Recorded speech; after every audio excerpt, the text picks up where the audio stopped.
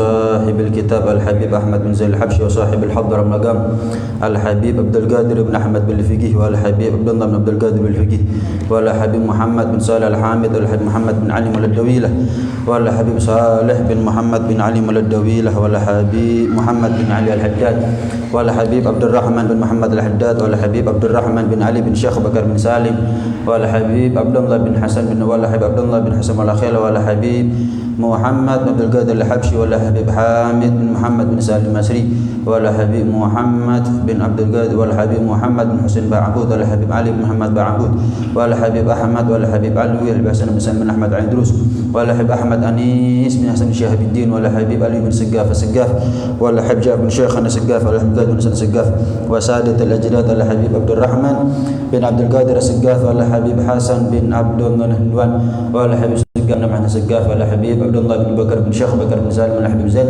بن عبد الرحمن بعبود والحبيب محمد بن بكر بعبود الشيخ عبد الله بن عوض عبدون والأولياء تسعة وجميع أهل هذه البلدة وجميع ساداتنا العلويين ومن بنوا عمر هذا المسجد سابقا ولاحقا ووالدينا ووالديكم أماتنا وأماتكم أمات المسلمين والمسلمات والمؤمنين والمؤمنات أصولهم وفروعهم أن الله يغني درجاتهم في الجنة ويكثر من مثوباتهم وضاعف سناتهم يحفظنا بجاههم ويغنى بهم ويعيد علينا من بركاتهم أسرارهم أنوارهم علومهم ونفحاتهم في الدنيا والآخرة بسر أسرار الفاتحة. أعوذ بالله من الشيطان الرجيم. بسم الله الرحمن الرحيم. الرحمن الرحيم مالك يوم الدين إياك نعبد وإياك نستعين اهدنا الصراط المستقيم صراط الذين أنعمت عليهم غير المغضوب عليهم ولا الضالين. بسم الله الرحمن الرحيم. الحمد لله رب العالمين وأشهد أن لا إله إلا الله وحده لا شريك له شهادة ندخرها ذخيرة ليوم الدين وأشهد أن سيدنا محمدا عبده ورسوله أفضل الأنبياء وسيد المرسلين. اللهم صل وسلم وبارك وكرم ومجد وعظم على سيدنا وحبيبنا وشفيعنا وقرة أعيننا ومولانا محمد وعلى آله وصحبه أجمعين ولا حول ولا قوة إلا بالله العلي العظيم. أما بعد سبحانك لا علم لنا إلا ما علمتنا إنك أنت العليم الحكيم. رب اشرح لي صدري ويسر لي أمري واحلل عقدة من لساني يفقه قولي واهد قلبي وسدد به لساني. اللهم أرنا الحق حقا وارزقنا اتباعه وأرنا الباطل باطلا وارزقنا اجتنابه واجعلنا من الذين يستمعون القول فيتبعون أحسنه. نويت التعلم والتعليم والتذكر والتذكير والنفع والانتفاع والإفادة والاستفادة والحث على التمسك بكتاب الله وسنة رسوله والدعاء إلى الهدى والدلالة على الخير ابتغاء وجه الله ومرضاته وقربه وثوابه سبحانه وتعالى. وصلى الله على سيدنا محمد وعلى آله وصحبه وسلم والحمد لله رب العالمين. Assalamualaikum warahmatullahi wabarakatuh. Alhamdulillah tsumma alhamdulillah. Senantiasa kita banyak bersyukur kepada Allah Subhanahu wa taala atas segala limpahan nikmat, anugerah dan karunia yang masih Allah berikan kepada kita saat ini. Mudah-mudahan nikmat zahir Allah sempurnakan dengan nikmat batin. Nikmat dunia Allah sempurnakan dengan nikmat akhirat. Nikmat hidup, nikmat sehat, nikmat bernafas Allah sempurnakan dengan akhir husnul khatimah. Amin ya rabbal alamin. Adapun jika ada di antara keluarga kita, mungkin sanak famili kita, tetangga kita yang meninggal dunia, mudah-mudahan diampuni segala kesalahannya oleh Allah, diterima segala amal ibadahnya oleh Allah, dijadikan kuburnya raudhah min riyadil jinan, kebun daripada kebun-kebun surga, diberi lapang, diberi terang dalam kuburnya, dan mudah-mudahan begitu juga dengan orang tua kita semuanya, muslimin muslimat, kita dipersatukan lagi nanti ada di akhirat, bukan di tempat lain kecuali tempat itu adalah surganya Allah Subhanahu wa taala bersama Rasulullah sallallahu alaihi wasallam. Setelah kita libur beberapa pertemuan, alhamdulillah atas izin dari Allah kita masih diberi kesempatan untuk memuliakan salah satu waktu yang juga termasuk waktu yang dimuliakan oleh Allah, yaitu mabainal isya'in. Mabainal isya'in, yaitu antara maghrib dengan isya. Sebenarnya yang paling penting buat kita itu bukan meninggal dalam keadaan apa? Atau karena sebab apa? Yang paling penting buat kita itu meninggal dalam keadaan bagaimana? Mau meninggal dalam keadaan apapun, iya, intinya meninggal. Ending dari sebuah kehidupan. Meninggal karena sakit, ya ending dari sebuah kehidupan. Meninggal mendadak, ya ending dari sebuah kehidupan. Meninggal, naudzubillah, kecelakaan, itu juga ending dari sebuah kehidupan. Tapi meninggal dalam keadaan bagaimana, itu adalah awal dari segala-galanya. Kalau kita meninggal husnul khatimah, nah, awal kenikmatan. Kalau kita meninggal naudzubillah su'ul khatimah, nah, awal kesengsaraan. Jadi yang paling penting bukan kita meninggal dalam keadaan, bukan meninggal dalam keadaan apa, tapi dalam keadaan bagaimana. Karena sebab apa? Bukan. Yang penting, lebih penting adalah kita meninggal dalam keadaan bagaimana. Nah, ya tentu segala sesuatu perlu diantisipasi, perlu kehati-hatian. Nah, tapi jangan sampai kita lupa bahwa ada sesuatu yang lebih penting untuk kita antisipasi, yaitu kehidupan setelah kematian. Itu yang lebih penting untuk kita berhati-hati. Nah, melanjutkan kajian kitab Ar-Risalatul Jami'ah karya Al-Habib Ahmad bin Zain Al-Habsyi radhiyallahu ta'ala anhu wa radhah wa nafa'ana bihi wa bi ulumihi fid dharain amin radhiyallahu ankum wa baqil arkan. Dan setelah kita bahas panjang lebar tentang kewajiban ihram, kapan kita ini haji atau umroh, maka rukun berikutnya dari rukun-rukunnya haji yang ada 5 itu adalah wukuf ada di Arafah.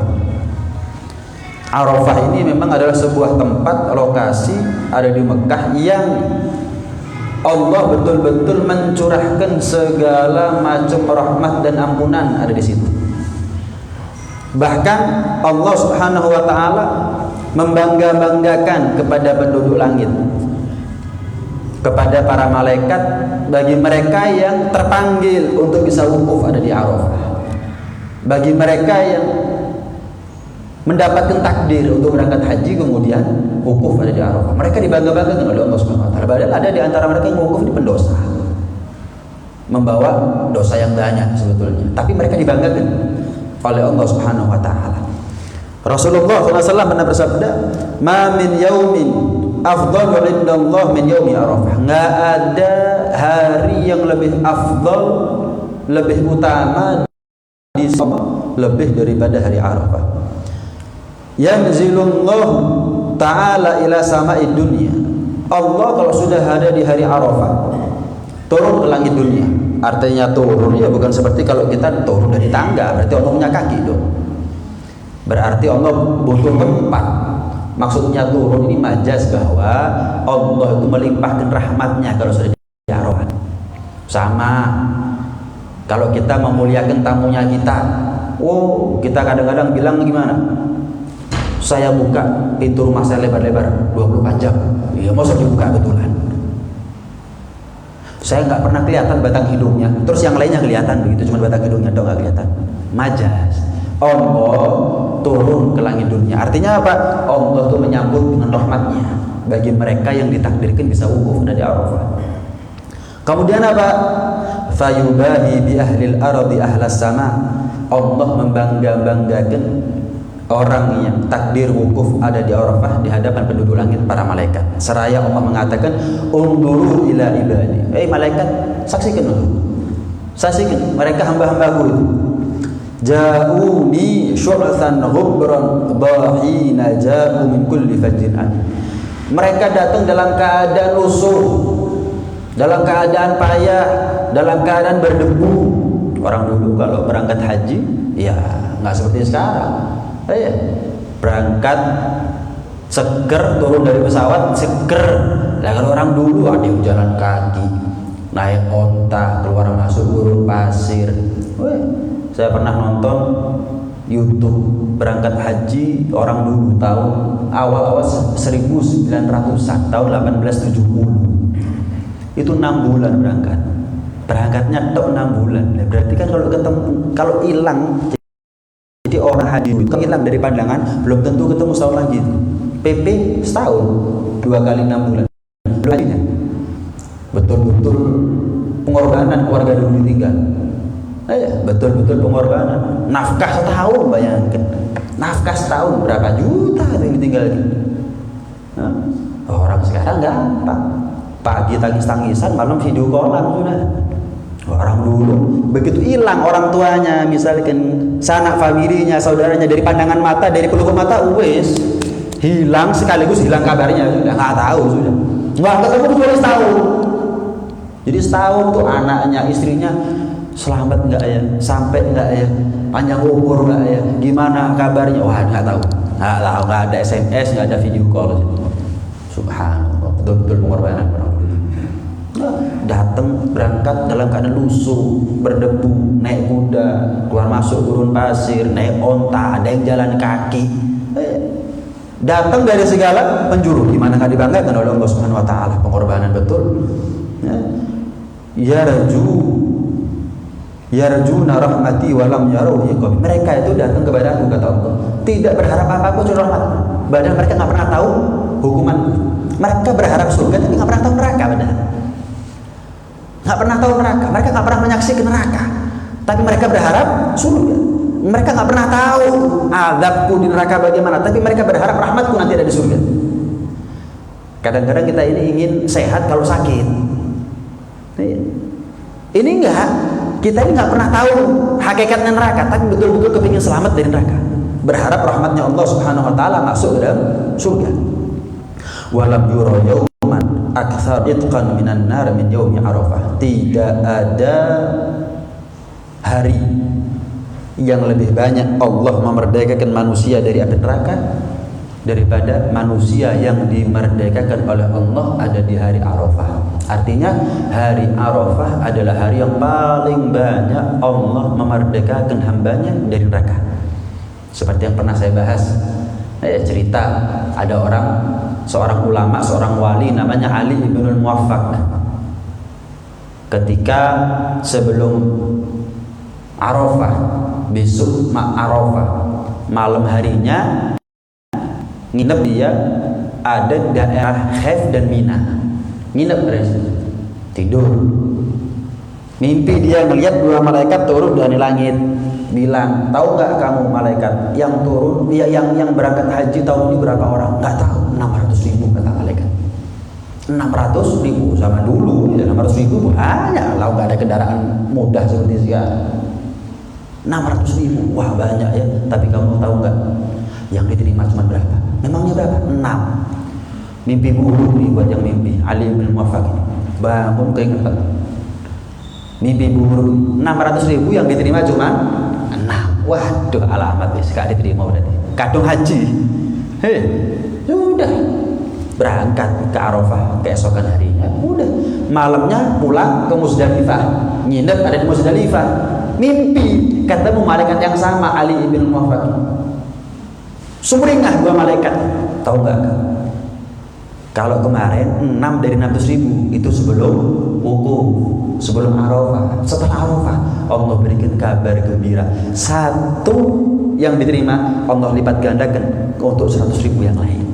Berarti 6 orang semuanya diterima hajinya oleh Allah Subhanahu Wa Taala. Semuanya mendapatkan ampunan dari Allah Subhanahu Wa Taala. Karena termasuk dosa besar kalau kita takdir wukuf di Arafah. Setelah itu kita masih ada suudzon kepada Allah. Kayaknya masih ada suatu dosa sisa yang belum diampuni. Oh, dosa punya perasaan seperti itu kalau kita sudah wukuf di Arafah. Pulang dari Arafah harus yakin, alhamdulillah belum saja ini. Ibarat baju kotor, bau, najis, bersih, suci, wangi. Harus kita punya perasaan seperti itu ketika kita pulang dari wukuf. Harus.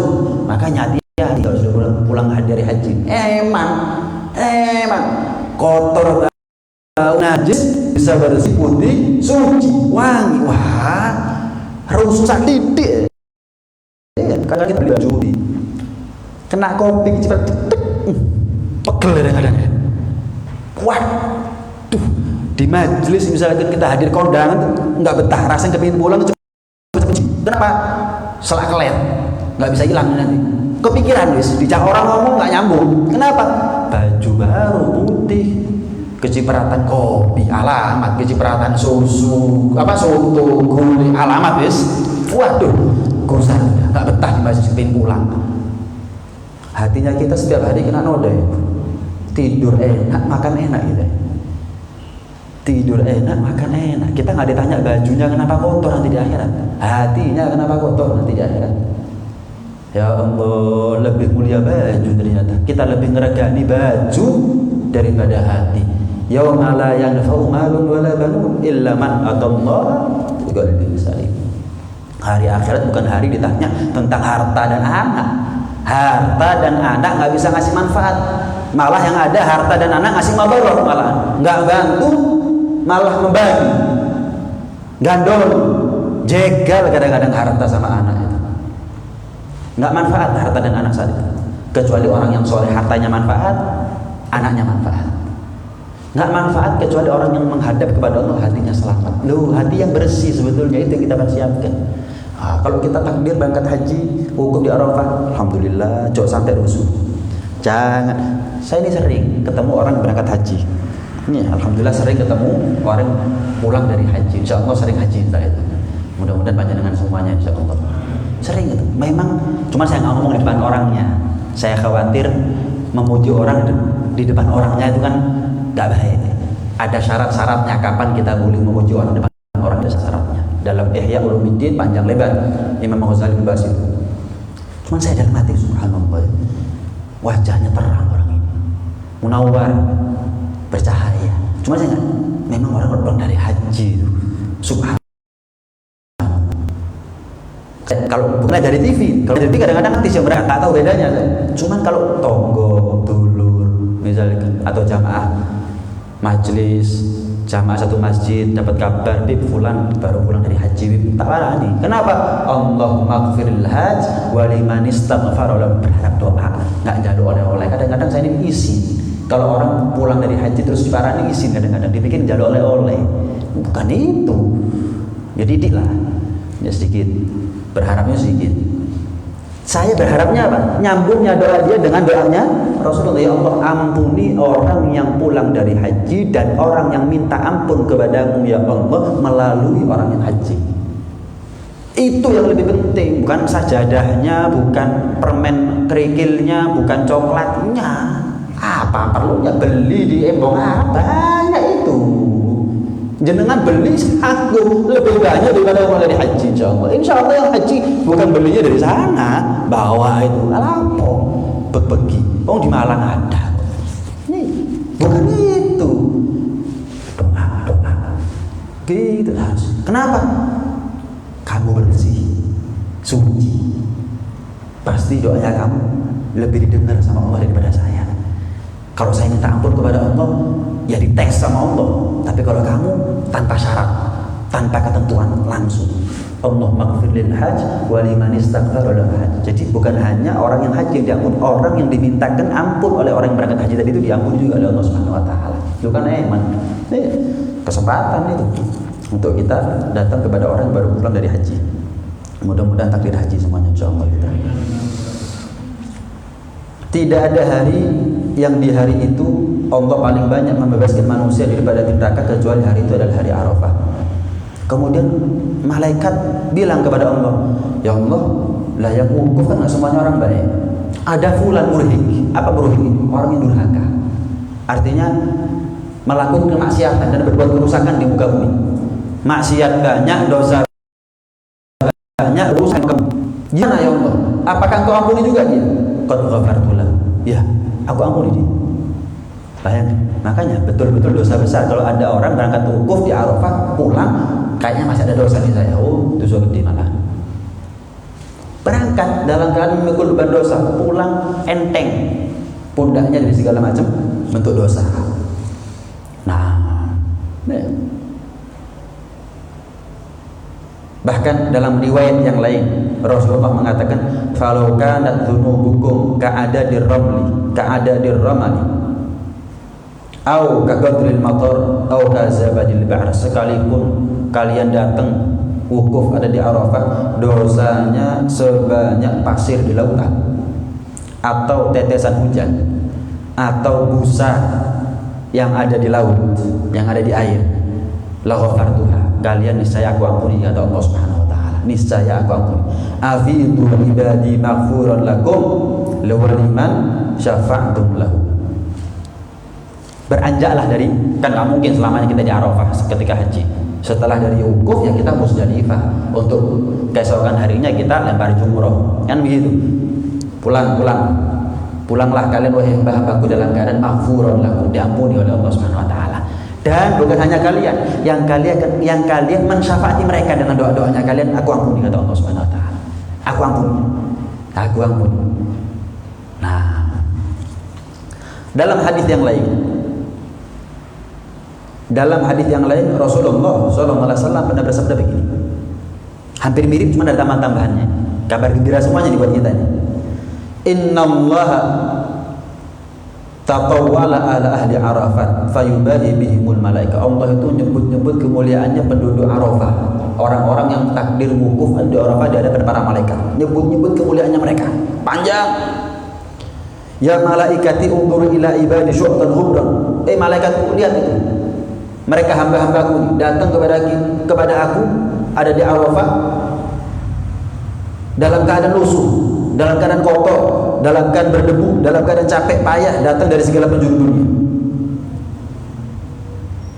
Aqbalu yadribuna ilayya min kulli fajrin amin fa ushidukum anni qad ajabtu du'a. Tahu ya para malaikat, kata Allah, ketahuilah aku ijabah doa-doanya mereka, aku penuhi, aku kasih apa yang mereka minta, wa syafa'tu raghbatahum, dan apa yang menjadi harapan mereka akan aku wujud nyatakan, kata Allah. Jaminan dari Allah Subhanahu wa taala.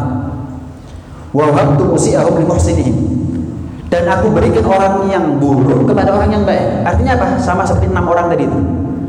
Orang yang buruk diberikan kepada orang yang baik. Yang ratusan ribu yang diterima hajinya nggak diampuni oleh Allah, gara-gara 6 diterima, aku berikan kepada mereka semua. Artinya apa? Tergolong satu kelompok yang sama diampuni, sebagaimana yang 6 diampuni, yang lain ratusan ribu juga diampuni oleh Allah Subhanahu wa taala. Wa a'taitu li muhsinihim jami'a ma sa'aluni, dan aku berikan kepada mereka apapun yang mereka minta, kecuali dosa antara satu manusia dengan manusia yang lain. Nah, ini sebelum wukuf. Ini sebelum wukuf. Fa idza afadha al-ghaw ila jam'in wa ghafu wa adu fi ar-raghbah wa talab ila Allah taala. Tapi ketika mereka wukuf di Arafah kemudian banyak berdoa. Makanya paling afdolnya kan ada zikir-zikir yang memang sunnah dibaca ketika kita wukuf di Arafah. Macam-macam. La ilaha illallah wahdahu la syarikalah, lahul mulku wa lahul hamdu, yuhyi wa yumiitu wa huwa hayyun la yamut, bi yadil khair wa huwa ala kulli syai'in. Wa huwa ala kulli syai'in. Kan panjang, panjang. Iya, akeh itu. Jenengan ini berangkat ratusan juta kok akeh. Jangan pikir akeh. Tahun depan sampai umur habis belum takdir itu. Nah, orang yang minimal nih. Ya, ini buat ibu-ibu nih. Ini resep buat ibu-ibu nih. Ini orang yang baca kalimat tersebut. La ilaha illallah wahdahu la syarikalah, lahul mulku wa lahul hamdu, yuhyi wa yumiitu wa huwa hayyun la yamut, bi yadil khair wa huwa ala kulli syai'in qadir. Ketika masuk ke dalam pasar. Nah, ibu-ibu sering ke pasar. Ya, kalau jenengan bapak-bapak sering ke pasar, baca. Nih, apa pahalanya? Allah berikan pahala jutaan pahala. Allah hapus dosa jutaan dosa. Allah angkat derajat jutaan derajat. Kalau sehari kita keluar masuk pasar sekali, iya jutaan. Lah kalau besok, ya besok lagi. Lah kalau usaha masuk pasar lagi, ya terus. Nggak habis kok kekayaannya Allah, rahmatnya Allah, ampunnya Allah. Rahmati wasi'at ghadabi wasi'at kulla syai'. Rahmatku lebih luas daripada segala sesuatu. Nih, rahmatku lebih luas dari segala sesuatu. Nah, itu. Mungkin dengan begitu kita takdir berangkat haji, kemudian wukuf di Arafah bisa baca itu nanti. Banyak zikir-zikir, ada istighfar, macam-macam. Tapi yang paling penting kata ulama adalah berdoa. Ada di Arafah, itu paling pentingnya sesuatu. Kenapa paling? Ya, hari Arafah hari yang mulia. Arafah tempat yang mulia. Maka kalau nggak manfaatkan untuk doa minta ampun, doa minta rahmat, doa minta apapun, hajat dunia, hajat akhirat, eman. Walaupun ada zikir-zikir yang lain yang sunnah tentunya, tapi dari sekian banyak hal yang sunnah yang kita lakukan ada di wukuf, yang paling afdol adalah, yang paling penting adalah doa. Doa itu adabnya ngangkat tangan. Doa itu adabnya ngangkat tangan. Ada satu orang diriwayatkan dalam sebuah kitab doa tapi aras-arasan gitu. Jadi ngangkat cuma satu tangan gitu, satu tangan. Akhirnya dengar satu suara tanpa wujud. Seandainya kamu angkat keduanya, niscaya Allah ijabah doanya. Niscaya Allah ijabah.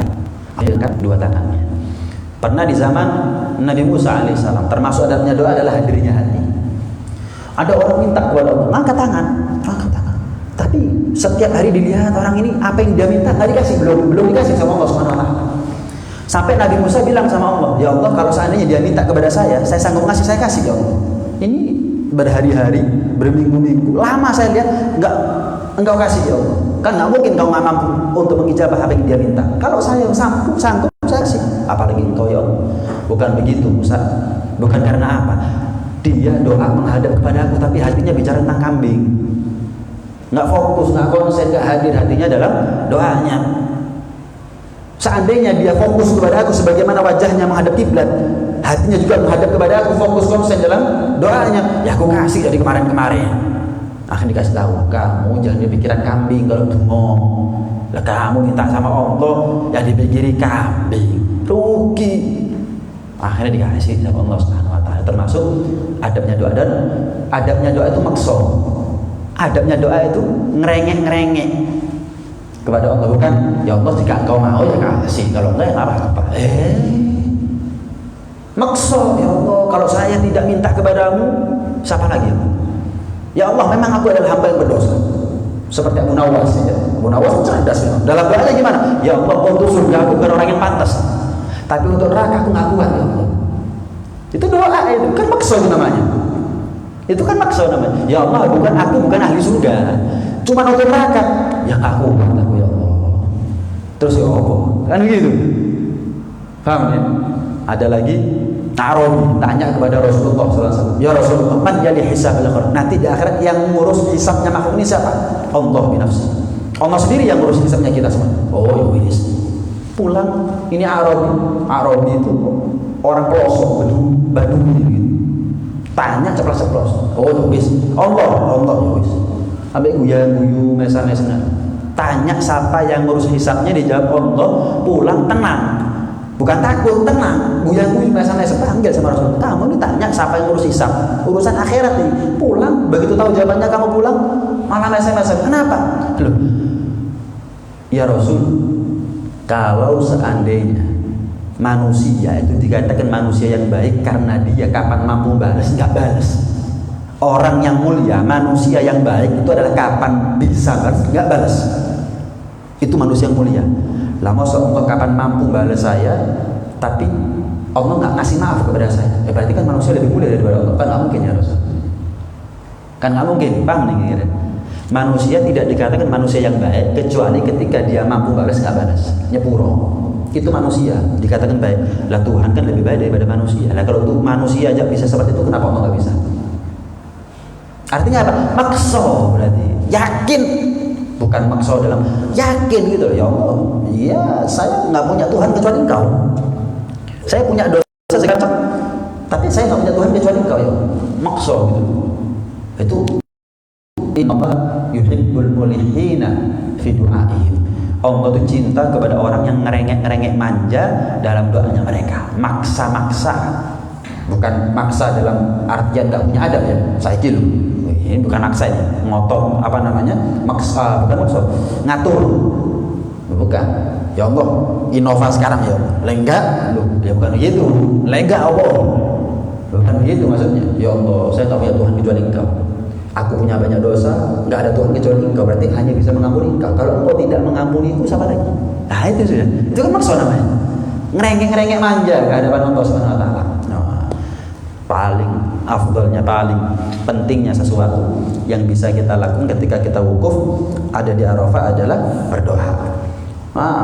Kemudian dia minta kepada Allah. Tadi kan sebelum wukuf, setelah wukuf, ketika wukuf dia minta kepada Allah. Sebelum wukuf, dosa antar manusia nggak diampuni oleh Allah, belum diampuni. Setelah wukuf, dosa antar manusia ini bagaimana nasibnya? Ya malaikati, ibadi waqafu fa'adu fil raghba wa talab.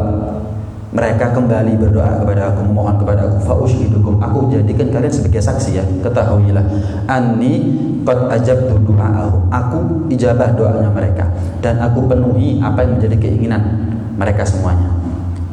Dan aku golongkan orang-orang yang buruk di antara mereka terhadap golongan orang-orang yang baik. Dan orang-orang yang baik di antara mereka aku kasih semuanya. Loh, dah terus dosa antar manusia. Kalau tadi sebelum wukuf nggak diampuni. Semuanya kalau ini dosa antar manusia aku tanggung.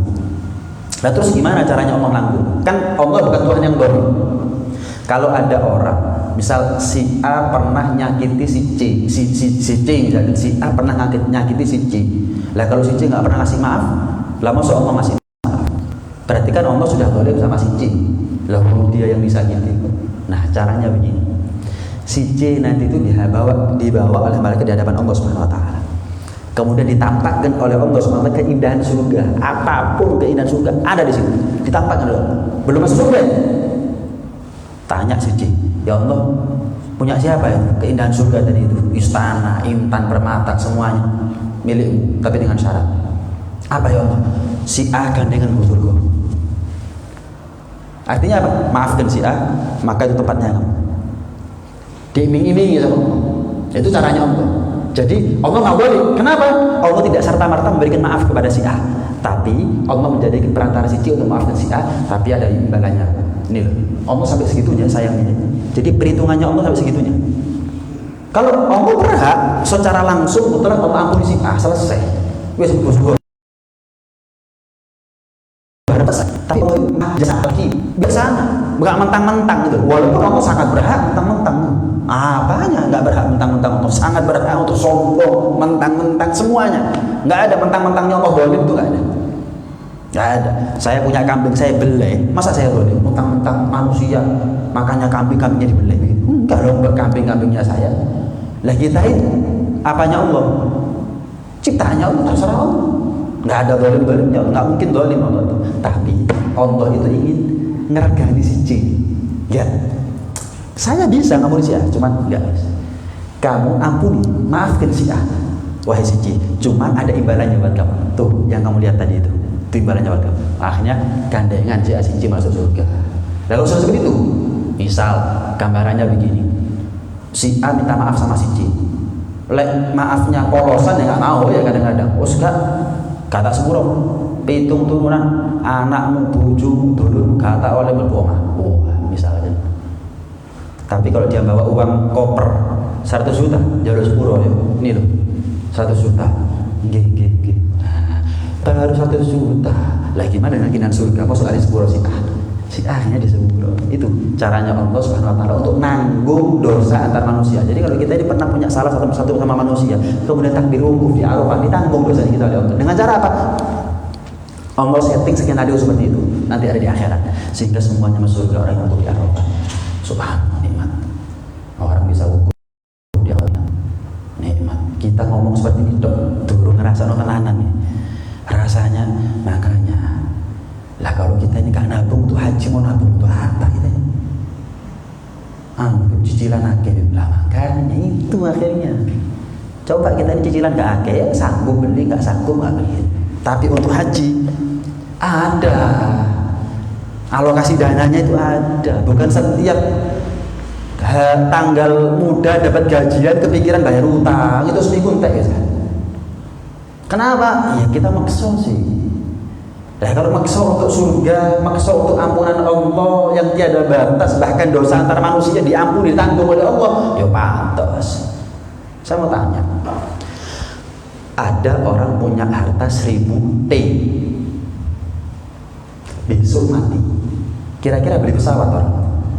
Oh 1000 T, beli apapun bisa, tapi besok mati. Beli pesawat, beli rumah, beli tanah, kawin lagi, gak kira. Kenapa? dipikiri matinya gimana setelah matinya. Loh, kalau begitu sama dengan orang yang hanya punya uang 10.000 besok mati, pikirannya itu sama. Ada orang punya uang 1.000 T yang dipikiri kalau besok mati setelah matinya nasib di alam kubur. Sama orang yang punya harta 10.000 besok mati dipikiri sama. Geledek. Bukan terus yang punya harta 1.000 T gampang menikmati. Kok ketemu malaikat tak sogol lah beres. Nggak bisa. Nggak ada. Oh beda.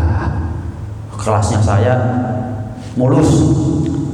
Iya, semua ada mulus nggak bisa. Loh, itu nilainya dunia. Makanya kata ulama, ya Hasan al-Basri mengatakan apa? Gara-gara ajal, kematian, dunia ini terbuka kedoknya. Gara-gara yang namanya kematian, ajal, maut, topengnya keindahan dunia, topeng Nabi, itu terbuka. Topengnya tersingkap. Ya Allah, gara-gara mati, meledek dunia ini. Meledek, punya uang 1.000 T, bayangin. Punya uang 1.000 T, beli apa? Beli pulau bisa, jangan beli rumah, beli tanah. Besok mati, nggak ngasih manfaat sama sekali. Nah, kalau gitu berarti kita pantasnya itu ngoyo, ngotot untuk ampunannya Allah, bukan untuk fasilitas dunia, tapi fasilitas mati seharusnya. Gimana caranya lebar kubur saya, bukan gimana caranya lebar rumah saya. Gimana caranya terang kubur saya dengan Al-Quran, bukan gimana caranya terang rumah saya, beli lampu sampai ratusan juta, kristal, Swarovski, diimpor. Ya Allah, menikmati kayak iso nerangi kubur itu. Gak usah bingung. Sampai kita kan belani utang hanya untuk kepuasan nafsu, gengsi, prestis. Ya mosok 10 tahun sepeda nih kita nabung sanggup beli, nggak sanggup nggak apa-apa, nggak dibawa mati. Tapi untuk haji, wah ini emang kalau nggak dapat ini, kenapa? Ini bekal saya di akhirat, bekal saya setelah mati ini nabung. Insya Allah kalau kita nabung haji, nabung umroh, nabung kurban misalnya, insya Allah yang lain katut. Insya Allah yang lain katut. Lah kita enggak, dunianya dulu. Guru mesti itu ada. Sama nabung haji belum tentu takdir haji, tapi dicatat amalnya oleh Allah SWT. Niatnya dicatat oleh Allah. Lu kan enak, kemudian haji tapi dapat pahala yang sama. Enak sih lah. Enak, nggak ada yang percuma, nggak ada yang sia-sia di sisi Allah. 100.000, 200.000 tabungannya kita untuk haji, nggak apa sia-sia, nggak percuma, pasti dicatat oleh Allah SWT. Duh, perkara takdir atau enggak ada masalah. Lah masuk kita bingung, mantep gak modal gak selfie lah. Loh, kok selfie? Bukan selfie. Ampunannya Allah, ridhonya Allah. Bahkan dosa antara kita dengan manusia ditanggung. Aku yang nanggung Allah Subhanahu wa taala. Lu kan enak sudah. Wah, iki lek gak tak upayakno nabung untuk berangkat haji emang. Nah, karena itu ini yang usahakan. Kita ini punya tabungan. Ya, tabungan untuk yang lain ada, tapi untuk tabungan untuk haji jangan sampai nggak ada. Tabungan untuk umroh, tabungan untuk kurban, itu harus ada. Yang belum kawin, tabungan untuk kawin itu harus ada. Kenapa ini ibadah? Ini ibadah. Ada ibadah memang butuh nekat. Ya, termasuk haji, kurban, bangun masjid, kawin. Itu ibadah-ibadah yang kalau nggak nekat, sok cari takdir kayak nggak tadi ini biasanya. Bangun masjid, mosok ngenteni duit 10 M di sini baru bangun. Enggak. Ada berapapun dimulai subhanallah, kalau di total sekian M. Wih, kok bisa ya? Oh, punya acara Allah, kita cuma pembantu. Menikah, ya Allah, ngasih nafkah setiap bulan berapa kita? Setahun. Kita menikah sudah 60 tahun, berapa belas tahun? Berapa M itu sudah? Ayo, kalau kita itu istri, gimana anak? Sekolahnya? Kalau kuliah? Subhanallah, berapa M itu kalau kita mau itu? Rumahnya, listriknya, semuanya. Subhanallah. Masuk kita ngenteni duit 10 M baru rapi? Enggak kan? Sama kurban juga begitu. Wah, saya nunggu dapat rezeki 100 juta baru saya kurban. Enggak bakal. Nabung setahun 5.000, 2.000, 3.000, 5.000. Setahun 2 juta setengah. Beli kambing dapat selesai. Haji juga begitu. Nabung. Insya Allah gara-gara ini kita mendahulukan akhir daripada dunia. Dunianya ngantuk nanti dikasih lancar, kasih enteng rezekinya sama Allah Subhanahu wa taala. Akhirnya dunia akhirat nuruti gengsi, prestis, ngelirik kanan motor api, ngelirik kiri omah sing api. Omahku motor pokoknya kapan nabung baru mesti kebeli mobilnya, rumahnya mati duluan. Walhasil rugi. Itu mindset batu hirunal hayata dunya wal akhiratu khairu. Akhirat lebih baik, lebih abadi. Nabung untuk haji jauh lebih afdal daripada nabung untuk apapun. Untuk apapun rezekinya anak, saya nabung untuk fasilitas anak istri setelah saya mati. Loh, mereka itu nanggung rezekinya Allah, nggak usah kita nabung fasilitas anak dan istri. Sampai bingung, nggak perlu. Dulu kan dirinya sendiri tapi untuk akhirat, bukan dirinya sendiri untuk urusannya, dirinya sendiri untuk urusan akhirat. Wes, nabung. Insya Allah ada sendiri bagiannya anak istri nanti. Mau dapat warisan, nggak dapat warisan, nggak ada masalah. Nggak perlu kita sampai bingung mikiri hidupnya anak istri padahal kita sudah mati, sudah dikubur. Nggak perlu, tenang aja gitu. Itu yang membebani kita. Itu yang membebani kita itu. Lah saya kalau mati ninggalkan apa buat anak warisan? Gak ninggal lontang, alhamdulillah. Wis punya rumah, punya kendaraan, wis gak usah bingung emas, pendidikan sampai kuliah. Kalau saya mati anak masih ada, istri terlengkap misalkan. Nggak perlu.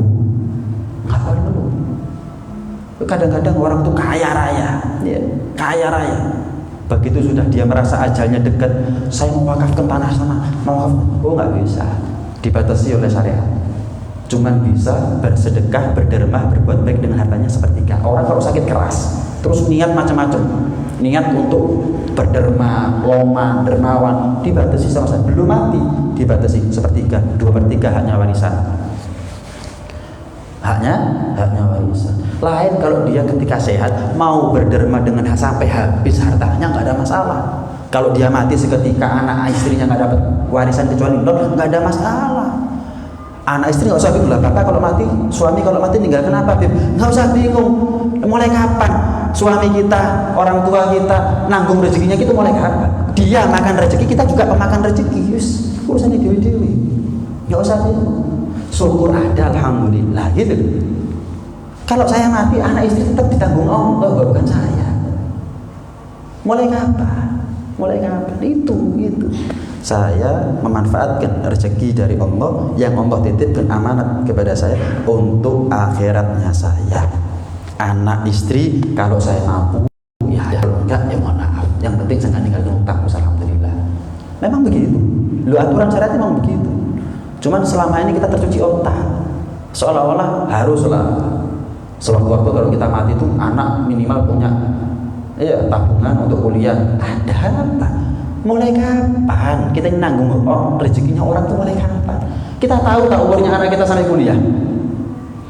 Satu. Yang kedua, kalau kita nggak pakai, kita tinggalkan harta untuk kuliah, dipakai kuliah. Ngeledek dibuat yang lain nanti. Dibuat yang enggak. Panjang ceritanya masalah sahabat. Iya. Ada satu sahabat nggak meninggalkan harta sedikit pun untuk anak istrinya. Kenapa? Alasannya satu. Nanti kalau saya tinggalkan yang namanya warisan kepada anak istri, ya kalau dibuat taat, kalau dibuat maksiat, saya akan ditanya sama Allah. Ya terus kamu tinggalkan apa? Surat Waqiah. Ayo, nggak dipegat ya bojone malah. Apa mas Waqiah toh? Justru itu resepnya Nabi. Saya tinggalkan Waqiah. Setiap sore, setiap malam baca, selesai. Kenapa? Janjinya Rasul, orang yang baca Waqiah setiap hari sore atau malam nggak bakal fakir, nggak bakal mati kelaparan, kehausan, terlunta-lunta, nasibnya nggak jelas, terkatung-katung, nggak mungkin. Sudah apa? Gitu seharusnya. Nggak usah anak istri. Mulai kita nggak nanggung rezekinya kita, nggak usah bingung sok-sokan kita nanggung rezekinya anak istri. Kalaupun ada, alhamdulillah. Nggak ada, nggak apa-apa. Ada pun nggak usah makso. Kenapa? Ya dipakai taat lah kalau nggak. Bermaksiat. Ninggalkan syariatnya Nabi, sunnahnya Nabi itu lebih pilih. Nah, wallahu a'lam. Insyaallah pertemuan akan datang kita bahas rukun-rukun haji yang lain. Mudah-mudahan kita diselamatkan oleh Allah Subhanahu wa taala dari segala musibah. Kita kasih panjang umur, sehat walafiat oleh Allah Subhanahu wa taala. Sekali lagi mudah-mudahan keluarga kita, sanak famili kita, tetangga kita yang meninggal dunia diterima segala amal ibadahnya oleh Allah. Yang meninggal karena sebab sakit perut jadi syahid, yang meninggal karena terbakar syahid, yang meninggal karena wabah syahid akhirat.